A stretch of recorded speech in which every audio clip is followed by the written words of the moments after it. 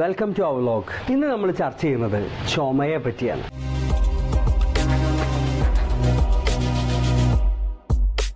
കഫക്കെട്ട്, ചുമ നമുക്കൊക്കെ സ്ഥിരം അറിയുന്ന സാധനമാണ്. രണ്ട് തരത്തിലാണ് ചുമ സാധാരണ ഉള്ളത്. ഒന്ന് ഡ്രൈ കഫും, മറ്റൊന്ന് കഫം നിറഞ്ഞിട്ടുള്ള വെറ്റ് കഫ്, അതല്ലെങ്കിൽ നമ്മൾ പറയുന്ന സാധാരണ ചുമ, കഫമൊക്കെ കിട്ടുന്ന ചുമ. കുട്ടികളിലും ഏതു പ്രായക്കാരിലും മുതിർന്നവരിൽ പ്രത്യേകിച്ചും നിരന്തരം ഉണ്ടായിക്കൊണ്ടിരിക്കുന്ന ഒരു പ്രതിഭാസമാണ് ചുമ. അപ്പർ റെസ്പിറേറ്ററി ട്രാക്ട് അല്ലെങ്കിൽ നമ്മുടെ മൂക്കും തൊണ്ടയോ അടങ്ങുന്ന ഭാഗത്ത് എന്തെങ്കിലും പഴുപ്പോ എന്തെങ്കിലും ഇൻഫെക്ഷനോ എന്തെങ്കിലും മറ്റു രോഗങ്ങളോ ഉള്ള സമയത്ത്, ഇനി ഒന്നുമില്ലെങ്കിൽ സാധാരണ നീരിറക്കോ കഫക്കെട്ട് എന്ന് പറയുന്ന അവസ്ഥയിലൊക്കെ ഏറ്റവും കൂടുതൽ കേൾക്കുന്ന, ഏറ്റവും കൂടുതൽ കാണുന്ന ഒരവസ്ഥയാണ് ചുമ. ആളുകൾ ഇങ്ങനെ ചുമച്ചുകൊണ്ടേയിരിക്കും. ചിലപ്പോൾ ഒരു ചുമയിൽ നിൽക്കും, അതല്ലെങ്കിൽ കുത്തി കുത്തി ചുമച്ചുകൊണ്ടേയിരിക്കും, അതല്ലെങ്കിൽ നിർത്താതെ 1000 ചുമയൊക്കെ ഉള്ള ആളുകളുമുണ്ട്. ചുമ ഒരു നിസ്സാര രോഗമാണ്. പക്ഷേ ചിലപ്പോൾ ചുമ ചികിത്സിച്ചിട്ടില്ലെങ്കിൽ, ഞാൻ നേരത്തെ പറഞ്ഞ അപ്പർ റെസ്പിറേറ്ററി ട്രാക്റ്റിൽ ഇൻഫെക്ഷൻ പൂർണ്ണമായി മാറിയിട്ടില്ലെങ്കിൽ അത് നേരെ താഴേക്ക് ഇറങ്ങും.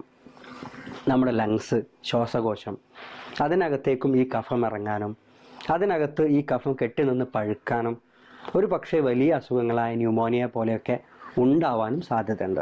കഫം നെഞ്ഞിലാവട്ടെ തൊണ്ടയിലാവട്ടെ ഏതു ഭാഗത്താവട്ടെ ഈ പഴുത്ത കഫത്തെ പുറന്തള്ളാൻ ശരീരം പരമാവധി ശ്രമിക്കും. അപ്പോഴാണ് ശരിക്കും നമ്മൾ ചുമക്കുന്നത്. ഉള്ളിലുള്ള ചുമയാണെങ്കിൽ കുറച്ചും കൂടിയും പ്രയാസമായിരിക്കും കഫം കിട്ടാൻ. ഈ ഭാഗത്തൊക്കെ ആണെങ്കിൽ ശരീരം തന്നെ കുറച്ചും കൂടി വേഗത്തിൽ കഫം കിട്ടുന്ന രീതിയിലും നമ്മൾ ചുമക്കും. ചുമ കൂടിക്കഴിഞ്ഞാൽ ചില ആളുകൾക്ക് ശ്വാസതടസ്സവും, അതല്ലെങ്കിൽ കുറച്ചുകൂടി ചികിത്സിക്കാതിരുന്നാൽ അത് വീണ്ടും പിന്നെ പോയി ആസ്തമയൊക്കെ ആയി മാറുന്നതും കാണാറുണ്ട്.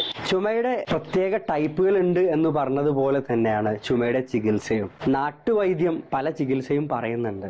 പക്ഷേ ഡ്രൈ കഫ് ഉള്ള ഒരാൾക്ക്, കഫം തീരെ ഇല്ലാത്ത ഒരാൾക്ക്, തൊണ്ടയിൽ നിന്ന് കഫം തന്നെ ഇല്ലാതെ ഒരു തരം അലർജിയുടെ കാരണങ്ങൾ കൊണ്ടും ചുമ ഉണ്ടാവുന്ന ആളുകളുണ്ട്. പ്രകൃതിയിലെ ചില മണം പറ്റാത്തവർ, ചില പ്രത്യേക സാഹചര്യങ്ങളിൽ ചില പ്രത്യേക അവസ്ഥകൾ പറ്റാത്തവർ, അതല്ലെങ്കിൽ സങ്കടം കൊണ്ട്, അസ്വസ്ഥത കൊണ്ടൊക്കെ ചുമക്കുന്ന ആളുകളുണ്ട്. ഇവർക്കൊക്കെ ഓടിപ്പോയി ഒരു കഫ് സിറപ്പ് കുടിക്കുന്നത് ഒരിക്കലും പ്രായോഗികമല്ല. പകരം നമ്മൾ ഓരോ തരം ചുമയെയും വ്യത്യസ്തങ്ങളായി മനസ്സിലാക്കി അതിനനുസരിച്ച് ചികിത്സിക്കുകയാണ് വേണ്ടത്. ഇപ്പോൾ ഒരു മഴയൊക്കെ കഴിഞ്ഞ് കടുത്ത ഒരു പ്രളയം പോലും അതിജീവിച്ച സമയത്താണ് നമ്മൾ നിൽക്കുന്നത്. ഈ ഓഗസ്റ്റ് മാസം ഏകദേശം അവസാനത്തി. ഇപ്പോഴത്തെ ചുമകൾ മിക്കതും വൈറലാണ് ഉണ്ടാവാറുള്ളത്. വൈറസ് തന്നെ ഇല്ല എന്ന് പറയുന്ന വേറെ കുറേ ആൾക്കാരുണ്ട്, അത് നമ്മൾ ചർച്ച ചെയ്യുന്നില്ല. എന്തായാലും ഇത്തരം വൈറസുകൾ അല്ലെങ്കിൽ വൈറൽ ഡിസീസസിന്റെ ശേഷം ഉണ്ടാകുന്ന ചുമ ഒരല്പം രൂക്ഷമായിരിക്കും, കടുത്തതായിരിക്കും. കഫം കിട്ടും എങ്കിലും അത്യാവശ്യം നന്നായി ഇറിറ്റേറ്റ് ചെയ്തുകൊണ്ട്, ബുദ്ധിമുട്ടിച്ചുകൊണ്ട് സംസാരിക്കാനോ കുറച്ചു നേരം സംവദിക്കാനോ ഒന്നും കഴിയാത്ത രീതിയിൽ ശ്വാസതടസ്സം ഉണ്ടാക്കിക്കൊണ്ട് ഉണ്ടാക്കുന്ന ചുമകളാണ് അധികവും. ഇത്തരം ചുമകളിൽ ഏറ്റവും എളുപ്പം സ്വീകരിക്കാവുന്ന മാർഗം ഒന്ന്, തല നനച്ച് കുളിക്കാതിരിക്കുക. നമ്മുടെ മലയാളികളാണ്, നിത്യം കുളിക്കൽ നമുക്ക് ഇഷ്ടമാണ്, നിർബന്ധവുമാണ്. മക്കളെ അടക്കം നമ്മൾ അങ്ങനെ തന്നെ കുളിപ്പിക്കാറുണ്ട്. കുളിച്ചതിന് ശേഷം വേഗം തല തോർത്തുക എന്നുള്ളതൊന്നും ഇവിടെ ചർച്ച ചെയ്യേണ്ട. കുളിക്കുകയേ വേണ്ട, തല നനച്ച് കുളിക്കുകയേ വേണ്ട. ഒരു 2-3 ദിവസം അസ്വസ്ഥത ഉണ്ടാവും, പ്രയാസം ഉണ്ടാവും. പക്ഷേ ഈ വൈറൽ ചുമയെ നിങ്ങൾക്ക് തോൽപ്പിക്കണമെങ്കിൽ മിനിമം ഇതെങ്കിലും ചെയ്തുകൊണ്ടിരിക്കണം. അതല്ലെങ്കിൽ നീരിറങ്ങുകയും ചുമ കൂടിക്കൊണ്ടേയിരിക്കുകയും ചെയ്യും. രണ്ടാമത്തെ സംഗതി, പ്രത്യേകിച്ച് കുഞ്ഞുങ്ങളെയൊക്കെ നമ്മൾ ശീലിപ്പിക്കേണ്ടത്, ചുമച്ച് കിട്ടുന്ന കഫം, വായിലേക്ക് വരുന്ന കഫം തുപ്പിക്കളയാൻ പഠിപ്പിക്കണം. കുഞ്ഞുങ്ങളൊക്കെ ചിലപ്പോൾ തിരക്കിലായിരിക്കും, ചിലപ്പോൾ ക്ലാസ് റൂമിലായിരിക്കും, നമ്മൾ തന്നെ ചിലപ്പോൾ വല്ല യാത്രാവേളയിലോ അല്ലെങ്കിൽ ഓഫീസിലൊക്കെ ആയിരിക്കാം. ഈ സമയത്ത് നമ്മളൊക്കെ എളുപ്പത്തിന് അതെന്ത് ചെയ്യും, ഇതിനി തുപ്പാൻ പറ്റില്ലല്ലോ എന്ന് കരുതി ചിലപ്പോൾ അത് ഇറക്കുന്ന സ്വഭാവം പോലും കാണുന്നുണ്ട്. പരമാവധി ചുമച്ച് കിട്ടുന്ന കഫം തുപ്പാൻ തന്നെ ശീലിക്കണം. പൊതുസ്ഥലങ്ങളിൽ തുപ്പരുത്, അതൊക്കെ നമ്മൾ ശീലിക്കേണ്ട മറ്റു മര്യാദകളാണ്, എല്ലാവർക്കും അറിയാവുന്ന കാര്യം തന്നെയാണ്. മൂന്നാമത്തെ ഒരു സംഗതി ഉണ്ട്, ചുമക്ക് ചികിത്സ തേടണം. നമ്മുടെ നാട്ടിൽ സ്ഥിരമായി നമ്മുടെയൊക്കെ മുതുമുത്തച്ഛന്മാരും വീട്ടിലെ വല്യമ്മമാരൊക്കെ ഉണ്ടാക്കി തരുന്ന ചുക്ക് കാപ്പി വളരെ ഇഫക്റ്റീവായ ഒരു മരുന്നാണ് ഈ വൈറൽ ചുമക്ക് ഉപയോഗിക്കാൻ പറ്റുക. ചുക്ക് കാപ്പിക്കകത്ത് വേണമെങ്കിൽ ഇത്തിരി തുളസി കൂടി ഇട്ട് ഉപയോഗിച്ച് കഴിഞ്ഞാൽ കഫമുള്ള കഫത്തിനെ ശരീരത്തിൽ നിന്ന് പുറന്തള്ളാൻ വളരെയധികം സഹായിക്കുന്ന ഒന്നാണത്. ചുമയെ ചുമച്ച് തോൽപ്പിക്കാം. ചെറിയ മരുന്നുകൾ മതി ചിലപ്പോൾ ചുമ മാറാൻ.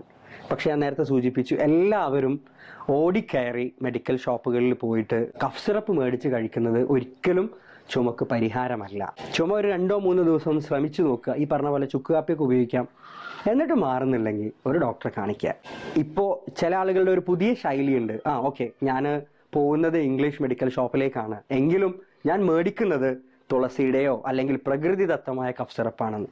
മനസ്സിലാക്കുക, ഒട്ടുമിക്ക കഫ് സിറപ്പും പ്രകൃതിദത്തം എന്ന് പറയുമെങ്കിലും അതിനകത്തുള്ള കണ്ടന്റ് പൂർണ്ണമായും പ്രകൃതിദത്തമൊന്നുമല്ല. അതിനേക്കാളും നല്ലത് നിങ്ങൾക്ക് വീട്ടിൽ ഈ ചുക്ക് കാപ്പിയോ അതല്ലെങ്കിൽ കുറച്ച് തുളസിയൊക്കെ ഇട്ടിട്ട് ഉണ്ടാക്കിയിട്ട് കഴിക്കാം. അതായിരിക്കും കൂടുതൽ ഇഫക്റ്റീവ് ആയിട്ടുള്ള മരുന്ന്. യുനാനിയിൽ വളരെ നല്ല മരുന്നുകൾ അവൈലബിൾ ആണ്. അതും ഇത്തരം ചുമയുടെ കാറ്റഗറി അനുസരിച്ച്. കുഞ്ഞുങ്ങളിലൊക്കെ ഉള്ള ചുമക്ക് നമ്മൾ മരുന്ന് കൊടുത്ത് ആ കഫത്തെ ശരീരത്തിൽ നിന്ന് നിർമ്മാർജ്ജനം ചെയ്യുന്നതിന് പകരം ചെറിയ മരുന്ന് കൊടുത്ത് കഫം ഛർദ്ദിപ്പിക്കുന്ന രീതിയാണ് സാധാരണ അവലംബിക്കാറുള്ളത്.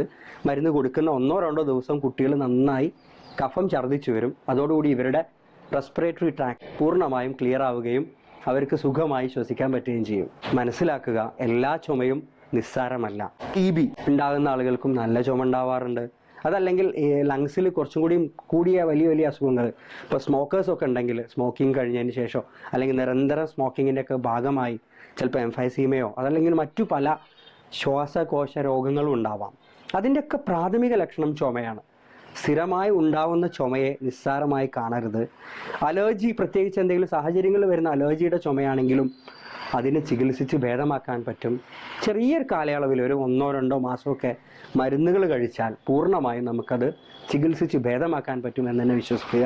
അതുപോലെ തന്നെ നമ്മുടെ മക്കൾക്കും നമ്മളും സ്വീകരിക്കേണ്ട മറ്റൊരു നയമാണ്, ഒരുവിധം ചുമയൊക്കെ പകർച്ചവ്യാധി കൂടിയാവാം. നമ്മളൊരു പൊതുസ്ഥലത്ത് അല്ലെങ്കിൽ ക്ലാസ് റൂമിലോ ഓഫീസ് മുറിയിലോ ഒക്കെ ഇരിക്കുമ്പോൾ ചുമക്കുമ്പോൾ നമ്മുടെ ചുമയോ നമ്മുടെ വായിൽ നിന്ന് വരുന്ന ഈ ഒരു ചുമയുടെ കൂടെ വരുന്ന രോഗാണുക്കളൊക്കെ മറ്റുള്ളവരിലേക്ക് പകരാണ്ടിരിക്കാൻ പരമാവധി ഒരു കർച്ചീഫ് ഉപയോഗിക്കാം. പോക്കറ്റിലൊരു കർച്ചീഫ് ഉപയോഗിച്ച് നമുക്കത് പൊത്തിപ്പിടിക്കാം. അതല്ലെങ്കിൽ ആളുകളുടെ മുഖത്തിൽ നിന്ന് മാറി കൈവച്ച് ചുമക്കാൻ നമ്മളും ശീലിക്കുക.